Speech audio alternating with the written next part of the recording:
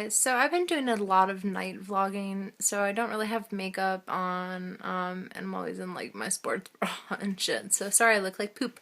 But I was thinking about something that I do recently, which is a very bad habit of mine, and I've done it with nearly every problem I've ever come across in my life. Let me switch positions so I can actually talk to you guys better. Okay, I think that's better. Yeah, much better. So something that I tend to do is I tend to excuse my problems. I feel almost in a certain capacity that I don't deserve help for them, and I don't deserve, like, I don't, like, okay, how can I put this more specifically, like with my disordered eating. It's funny this is basically how that whole thing went. I went to a therapist originally because I was just feeling suicidal and depressed and whatnot, and having bad anxiety, and yeah, and I went there and I talked about my problems, and basically within the first 2 sessions or whatnot, they diagnosed you with a bunch of bullshit. And I was diagnosed with general anxiety disorder, depression, and EDNOS, which is eating disorder not otherwise specified. And it was very quick. It wasn't like we went into depth about these like labels. We just talked in general about problems and ways to conquer them. We didn't really focus on the label itself. So it's like, in a way, I feel like I don't deserve the label of suffering from depression or suffering from anxiety or suffering from EDNS because we didn't really talk about it in a sense of labels, and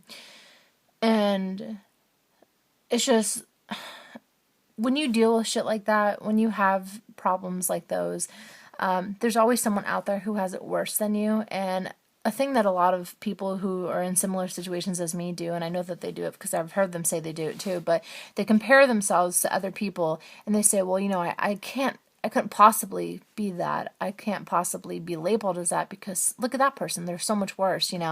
And like you almost like diminish your problems by saying that other people have it worse than you. And then you kind of, I think it's one of the reasons that put off people from getting help. See, I was restricting calories. I was obsessing about my weight. It was my focus of control. I got to the point where I was like trying to throw up in the shower, and I'd be taking laxatives after like anything, and which I'll go into in a different video. And I always told myself, I'm overweight. There's no way I could have a problem. I'm overweight. There's no way I could have a problem. Look at all these girls that are 90 pounds, and there's no way I could have a problem. And that's why I actually, I still have a problem with referring to it as an eating disorder. If you hear me talk about it, I always talk about disordered eating. I say it the opposite way because I feel like if I label myself with that title, I'm putting myself in a category that I feel like I don't fit sometimes because I'm not the image of what people usually think. And it's a terrible thing to do because in the long run, you just jeopardize your recovery. And it makes it harder to ask for help because you feel like you don't deserve it, or you feel like you don't fit the category that would need the help for it, if that makes any sense. Same thing with my depression. There were so many people that literally were on the verge of like, I had talked to people who had overdosed and who had slit their wrists and had to go to the ER. My cousin is who I've only met a few times, but I talked to him online. He's in the same boat that a lot of those people were, and I always thought, I don't have it that bad. Yeah, I mean, I self-harm a little bit, and I'm really depressed, and I'm like constantly just in this lazy dump of not wanting to do anything and not thinking I'm going anywhere. But that's not as bad as some people. There's no way I could have depression. So that's what put me off for years of getting help. Like now that I think about it, I've had depression since I was 13. And my anxiety, I had stupid anxieties. I was freaking out about the fear of dying or my parents dying, or like, meanwhile, people were going out in public and having panic attacks. And I'm like, well, I'm not having panic attacks in public. I mean, I get a little nervous and I get general anxiety every day, but I don't have anxiety. And I just kept diminishing my problems, and I still do it because there's still a huge part of me, and I'm trying to like fix that, but there's still a huge part of me that feels like I don't deserve help, or I don't deserve the title because people have had it worse. The same thing goes with self-harm. I used to self-harm, but it wasn't like an everyday thing. It was just when things got really bad, and it wasn't deep, and it wasn't visible, and I was like looking at people who just, were covered, and I was like, no, there's no way that I have a problem because I'm not doing that. I'm not, but if you're taking a blade across your skin as a form of coping, you have a self-harm problem. So this video is basically just intended for the people that diminish their problems. I want everyone to know that just because you don't have it as bad as someone, or just because your problems don't seem that huge, it doesn't mean that you don't have a problem and you don't deserve help. Everyone who needs help deserves help.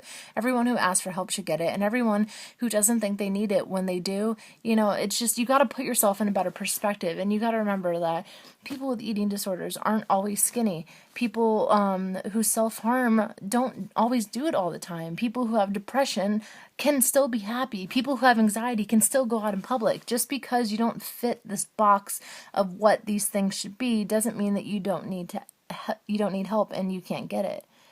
You can. I'm on a new medication and my anxiety is still a little rocky, but I just started it, so I'm giving it a little bit more. But thinking back on where I was a year ago, that's what I was thinking about this New Year's Day is my birthday.